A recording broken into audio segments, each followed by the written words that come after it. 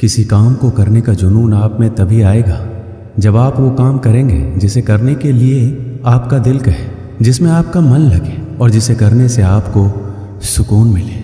अगर आप वह काम नहीं कर रहे हैं जिसे करने के लिए आप इस धरती पर आए हैं, तो आप एक दिन निराश होकर अपने काम से हार मान लेंगे। इसलिए आप वो काम कीजिए जिसे करना आपके जीवन का लक्ष्य है, और उसे बिना किए आपके जीवन का कोई अर्थ नहीं है।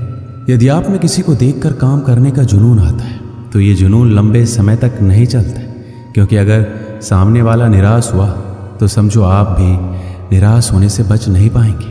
इसलिए आप किसी और को देखकर नहीं, खुद को अंदर से समझकर आगे बढ़ें। जीत आपको जरूर मिलेगी। अगर आप जीवन में एक बड़ी सफलता हासिल करना चाहते हैं, तो आपको जीवन के उतार चढ़ाव से गुजरना ही होगा, क्योंकि बिना उतार चढ़ाव के सफलता की कोई परिभाषा ही नहीं है।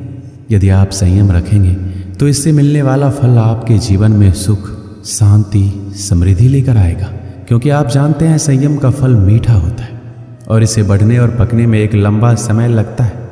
आपके चाहने से ये जल्दी तैयार नहीं होता। जब आप संघर्ष का रास्ता चुनते हैं तो आपको उस रास्ते चलकर बहुत दर्द सहना पड़ता है, लेकिन यही दर्द आगे चलकर आपकी ताकत बनकर सामने आता है और आपको जीत दिलाता है।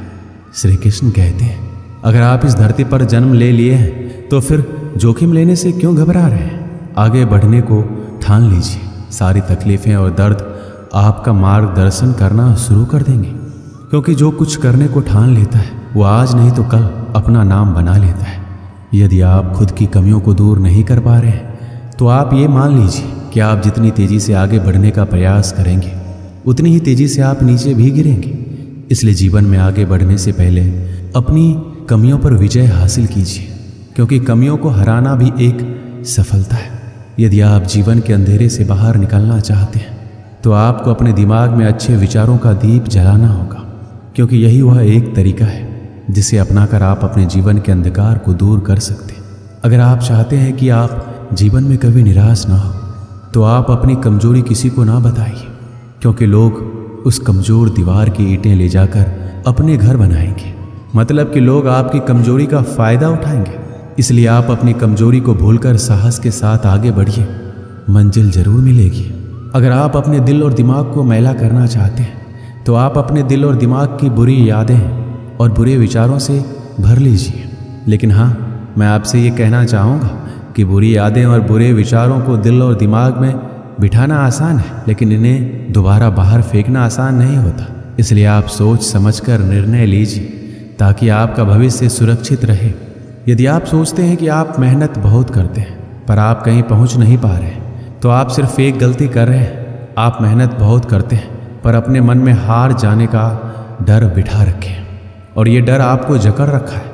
मेरी मानिए तो मेहनत आप कर रहे हैं, उसे पूरी लगन और ईमानदारी से करते रहिए। आप अपने आप पर विश्वास रखिए और हार के बारे में ना सोचकर सिर्फ जीतने के बारे में सोचिए।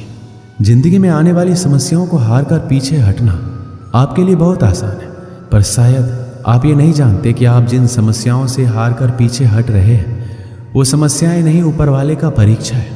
अगर आप इस परीक्षा में पास हो जाते हैं, तो आपका जीवन सुख, शांति और समृद्धि से भर जाएगा।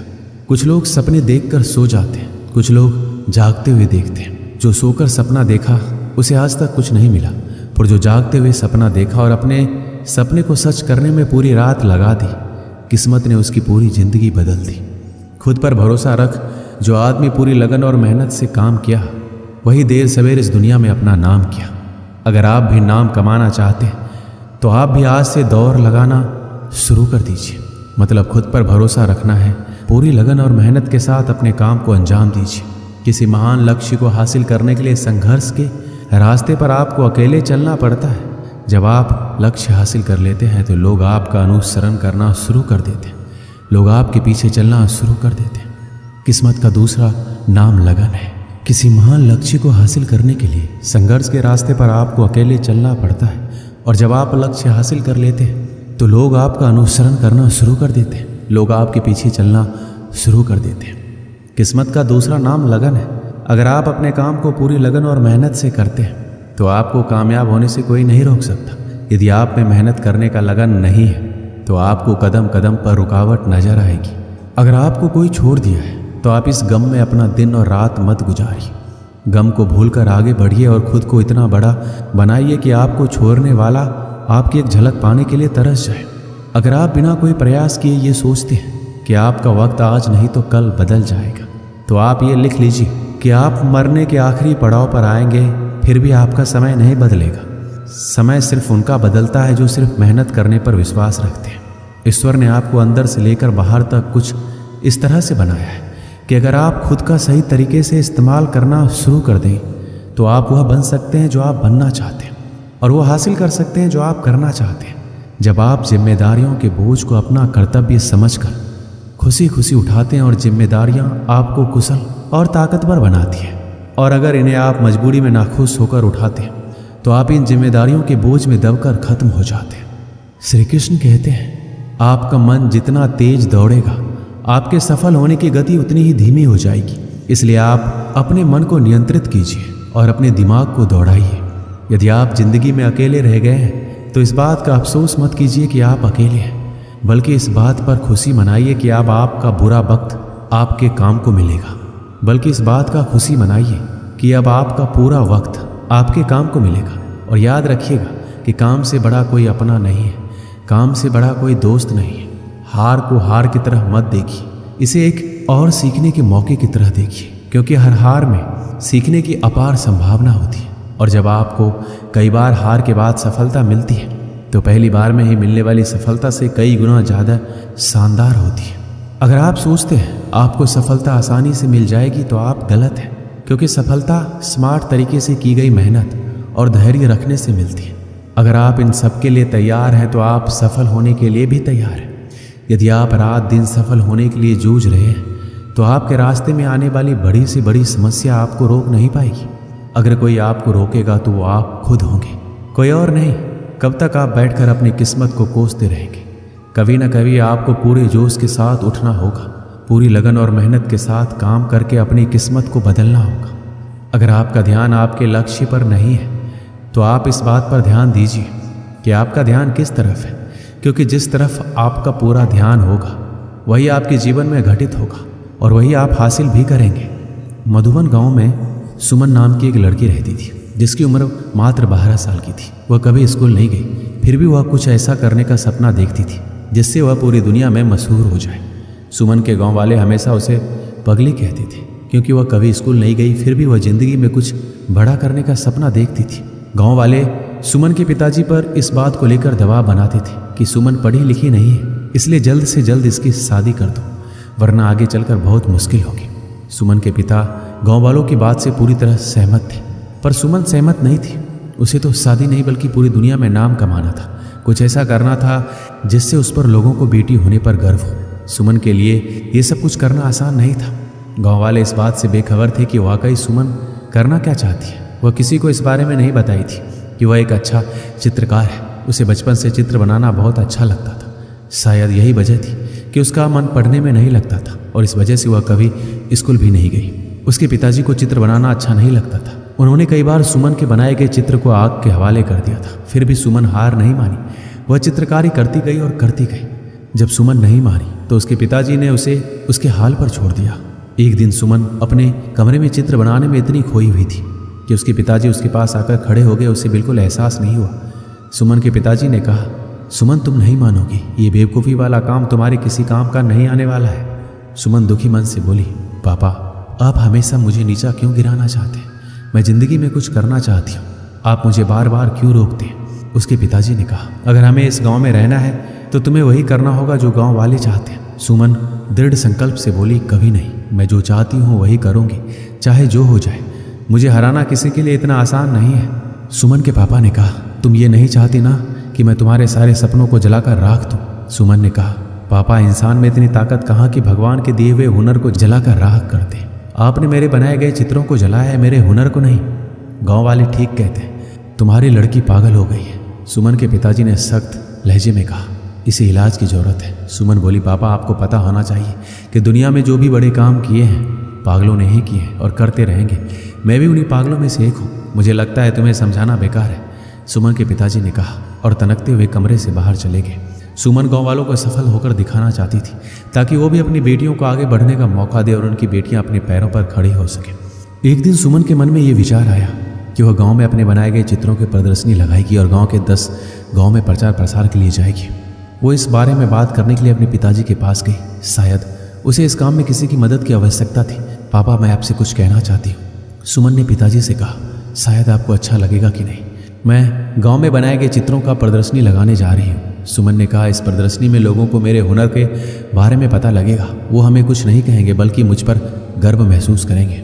सुमन के बहुत समझाने पर उसके पिताजी मान गए और सुमन और उसके पिताजी प्रदर्शनी की तैयारी में जी जान से जुट गए। सुमन के पिताजी अपने खास दोस्तों के साथ पास के 10 गाँवों में प्रदर्शनी के प्रचार प्रसार करने के लिए गए और उन्होंने घर घर जाकर प्रचार प्रसार किया। सुमन खुश थी कि उनकी प्रदर्शनी देखने के लिए 10 गाँव से लोग आने वाले थे। तैयारी भी अच्छी खासी थी और यही नहीं, 3 दिन चलने वाले इस प्रदर्शनी को देखने आने वाले में काफ़ी खुशी दिख रही थी। प्रदर्शनी के उद्घाटन के लिए शहर से जिला अधिकारी को बुलाया गया था। जिला अधिकारी ने गांव वालों के सामने सुमन को यह कहकर शाबाशी दी कि भगवान करे ऐसी लड़की हर माँ बाप को दे जिससे गांव ही नहीं बल्कि पूरा देश रोशन होता है। सुमन ने गांव के जीवन को बेहतरीन तरीके से कैनवस पर उतार दिया था। सुमन के हर चित्र में पिता का दुलार और माँ का प्यार झलकता था जो सबको मंत्र मुग्ध कर लेती थी। पिता ने अपनी बेटी से कहा, बेटी मैं तुम्हारा दोषी हूँ। सुमन के पिताजी ने अपराध बोध की भावना से कहा, मैंने तुम्हें बहुत परेशान किया, मैंने तुम्हारे बनाए गए चित्रों को जलाया जो मुझे नहीं करना चाहिए था।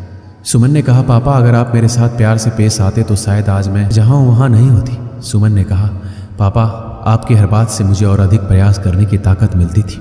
सुमन पिताजी का साथ पाकर बहुत खुश थी और वह अपनी कला को और ज़्यादा निखारने का प्रयास करती रही और साथ ही दूर दराज के गाँव में प्रदर्शनी भी लगाती रही। एक दिन भगवान ने सुमन के साथ जो किया हुआ किसी के साथ ना करे। एक हादसे ने सुमन का सब कुछ बर्बाद कर दिया। उसके दोनों हाथ चले गए, उसके सारे सपने टूटकर बिखर गए। वह निराश जिंदगी से हारी हुई चुपचाप घर के आंगन में बैठी रहती थी। उसके पिताजी का रो रो कर बुरा हाल था। उनसे अपनी बेटी का दुख नहीं देखा जा रहा था, शायद इसलिए वो उसके सामने बहुत ही कम आते थे। सुमन खुद को समझाने की पूरी कोशिश करती थी। उसकी कहानी इतनी आसान तरीके से खत्म नहीं होने वाली थी। अब उसकी लड़ाई ना पापा से है ना गांव वालों से, अब उसकी लड़ाई किस्मत से है। अब जो चाहे हो जाए वह किस्मत को हराकर मानेगी, दुनिया में नाम कमाकर मानेगी। सुमन एक बार फिर से शुरुआत करती है। इस बार हाथ से नहीं बल्कि पैर से चित्र बनाने की कोशिश कर रही थी, जिसे देखकर उसके पिता का दिल पसीज गया। सुमन के पिताजी ने कहा, बिटिया ये क्या कर रही हो, अब तो मान जाओ। सुमन बोली, पापा मैं कभी हार नहीं मान सकती। उसके पिताजी ने कहा, क्या तुम्हें लगता है तुम इस तरह से अपने सपने को पूरा कर लोगे? सुमन ने कहा, पापा अगर इरादे पक्के हो तो कोई भी काम इस दुनिया में मुश्किल नहीं है। मेरे से ज़्यादा लोग हादसा झेलते हैं फिर भी कामयाब होते हैं। सुमन के पिताजी ने कहा, बेटी प्रयास करो, मैं हमेशा तुम्हारे साथ हूँ। तुम्हारे प्रयास से तुम्हारी बदकिस्मत भी हार जाएगी। और इस तरह कई सालों के मेहनत के बाद एक बार फिर सुमन की ज़िंदगी वापस लौट आई। उसके टूटे हुए सपने एक एक करके झुरने लगे और वह गांव से लेकर शहर तक अपनी चित्रकारी के लिए मशहूर होने लगी थी। जो गांव वाले सुमन के तरक्की से जलते थे, हादसे के बाद से उसके लिए दुआ करने लग गए। भगवान भी उसके प्रयास के सामने हार गए। वो सुमन को वह देने के लिए मजबूर हो गए जिसकी वह हकदार थी। एक दिन सुमन ने खुद से कहा, लोग मेरे खिलाफ थे, यहाँ तक कि मेरे पिताजी भी नहीं चाहते थे कि मैं अपना नाम बनाऊं। मेरी पहली प्रदर्शनी ने मेरे पिताजी की आंखें खोल दी। उनकी बिटिया भी कुछ कर सकती है। बहरहाल एक हादसे ने मेरा सब कुछ बर्बाद कर दिया। मेरे दोनों हाथ चले गए, मैं टूट चुकी थी। मुझे नहीं लगा था कि मैं अब कुछ कर पाऊंगी, पर मुझ में कहीं ना कहीं वह चिंगारी थी जो मुझे एक बार फिर आगे बढ़ने का मौका दिया। मैंने नए सिरे से शुरुआत की और देखते देखते सब कुछ मेरे लिए एक बार फिर आसान हो गया और मैं पूरी दुनिया में नाम बनाने के लिए आगे बढ़ी। हादसे में आदमी मरता है पर उसके जज्बात जिंदा रहते हैं और एक प्रयास से सब कुछ बर्बाद होने से बच जाता है। आदमी तब तक खत्म नहीं होता जब तक उसके हौसलों में जान होती है। यही वो हौसले होते हैं जिससे सपनों को पहचान मिलती है। दोस्तों इस वीडियो में बस इतना ही। मिलते हैं अगली वीडियो में। अपना ख्याल रखिएगा। जय श्री कृष्ण।